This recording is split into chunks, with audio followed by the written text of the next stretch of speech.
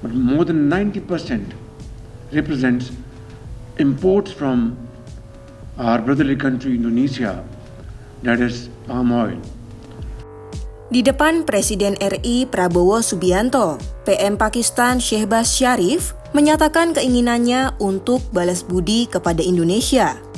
Keputusan itu dilatar belakangi oleh fakta bahwa negaranya sangat bergantung pada pasokan minyak sawit Indonesia.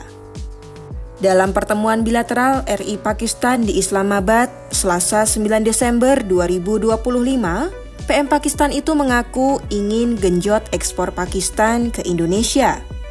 Secara belak-belakan, PM Sharif menyatakan 90% dari komoditas yang diimpor Pakistan dari Indonesia adalah minyak kelapa sawit. Hal itu dinilai secara signifikan menjadi penyebab neraca perdagangan tidak seimbang dalam kerjasama kedua negara yang mencapai 4,5 miliar dolar atau sekitar 75 triliun rupiah. I think our milestones we have earmarked to achieve.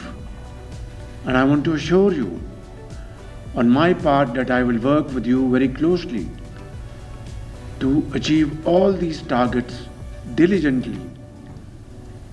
And as I have earlier mentioned, that our bilateral trade stands at $4.5 billion. But more than 90% represents imports from our brotherly country Indonesia, that is palm oil.